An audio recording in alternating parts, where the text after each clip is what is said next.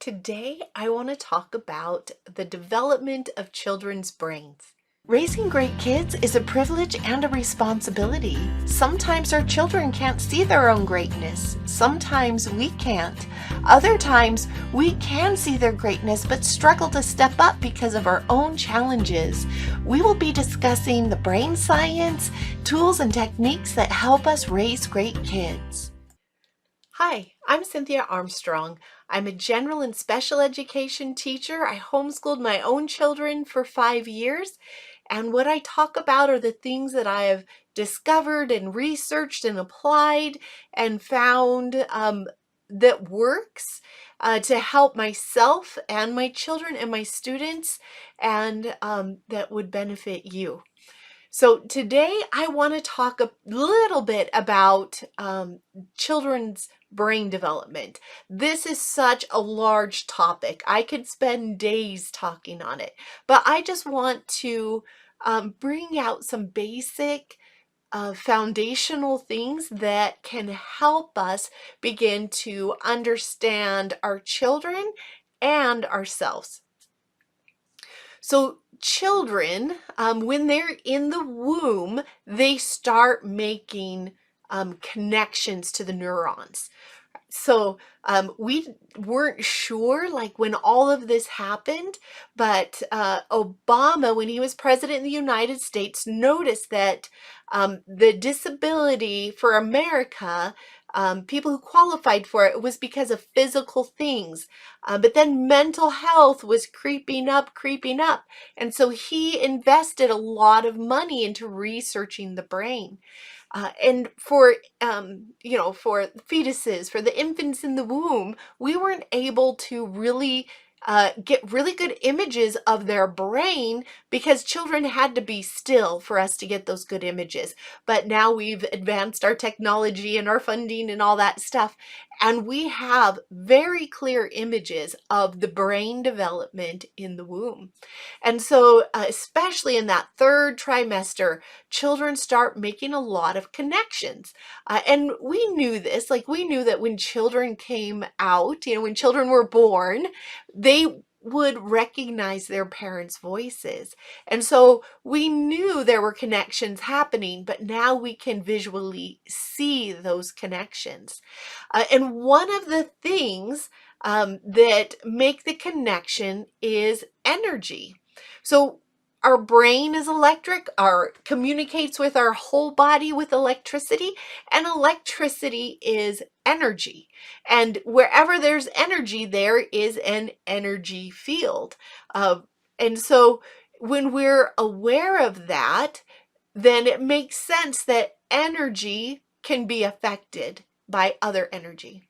I mean, it can be. That's how you can put up a magnet and change, like, the arc of electricity. Energy can affect other energy. So keep that in mind as we talk about this. So they could see that in the womb, if you think about your cute little fetus in there, it's just starting to develop neurons, and it has just a couple of neurons. How does it decide which neurons to connect and how to make those connections? And one of the ways that it does that is based on the energy around a child. So it's also affects the size or the development of different portions of the brain. So a mother who has a lot of stress, that back part of the brain, which is the largest part of our brain, that might develop a little bit more. That's our survival type skills in that brain, part of the brain, than a child who's in a calm environment, where that might be still the biggest part of the brain, but it might be a little smaller compared to a child in a stressful environment, and develop other parts of the brain a little bit more. And so what energy we have, whether that's a stressed, angry, kind of environment we're in, or if we're in a calm, more relaxed environment, can affect the development of our child. And we might say, well, we didn't have any control over that. Well, it's true. People in war-torn countries, they don't necessarily have a lot of control over that. If we lose jobs, or if we're taking care of elderly parents, if we're doing some of these things that cause stress, we don't necessarily have a lot of control over some of those externals. But the good news is, it's not, we didn't harm our baby, we didn't damage our baby, but our awareness of these things can help us know how we can benefit our children. So energy is one thing that can affect the neurons. And then also just experiencing things, right? As even in the womb, they're always the cute ones with the children sucking their thumbs in the womb. We take in through our senses, our hearing, our sight, our touch, our smell, all of those things make connections in our brain. But we don't necessarily have control over how our brain connects them.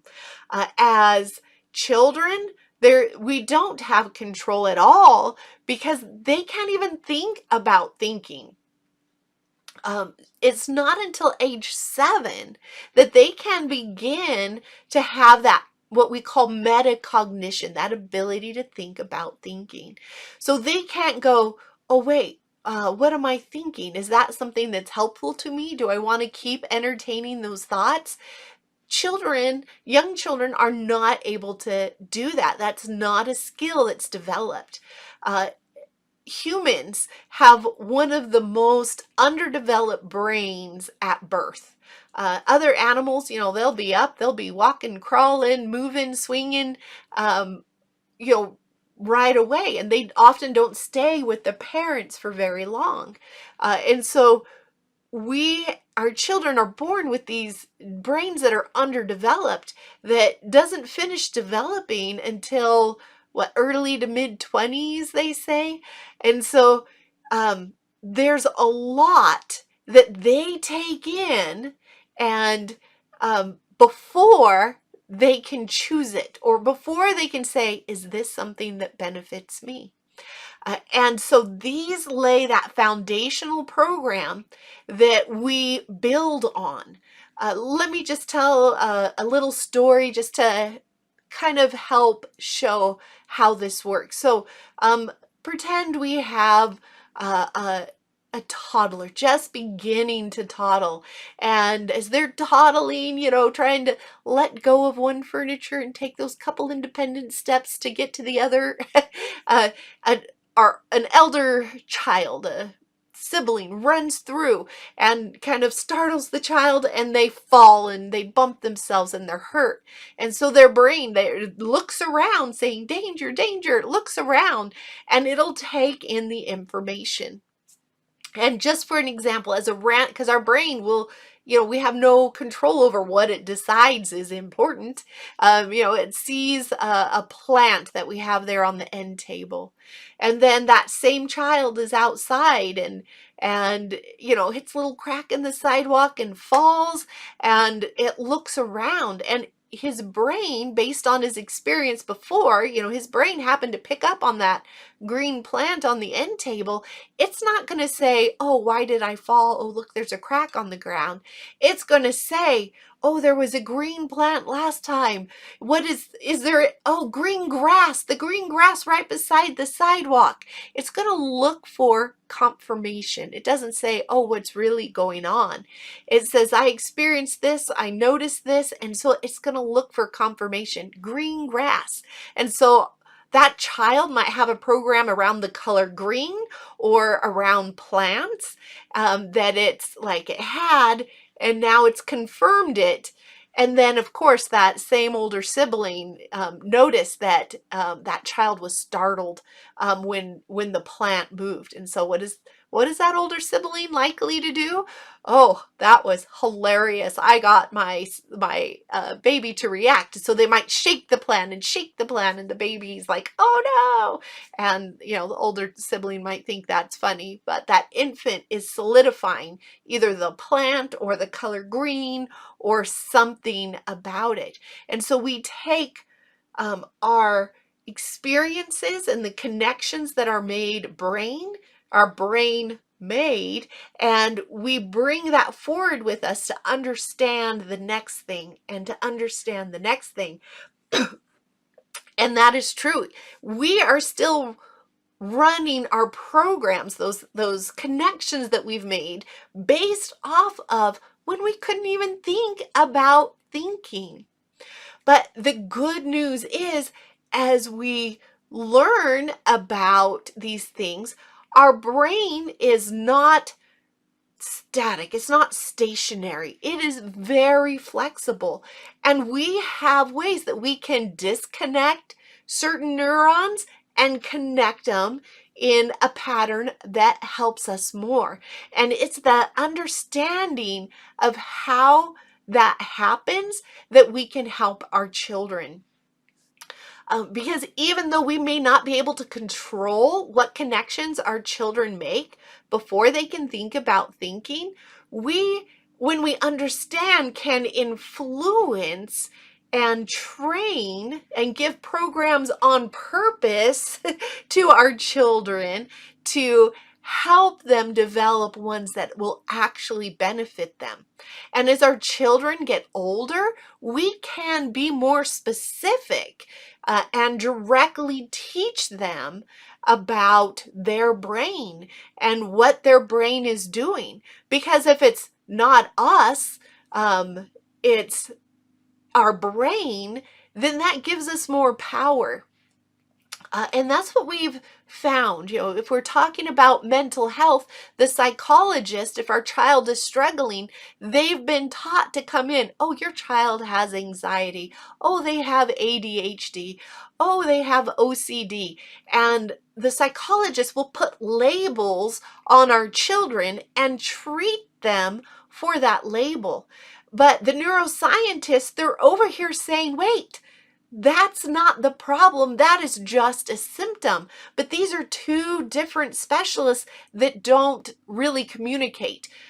They're just beginning to communicate, I should say, because they are starting to make some of these connections, but it takes a while to get out into the mainstream. But when we understand what the root cause is, and it's not the OCD, it's not having anxiety, those are symptoms.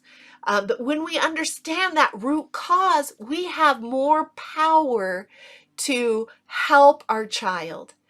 So remember, children are great by their very natures, and we have that privilege and that responsibility to raise as energy beings and making these connections. That's one thing that can affect the development of the brain.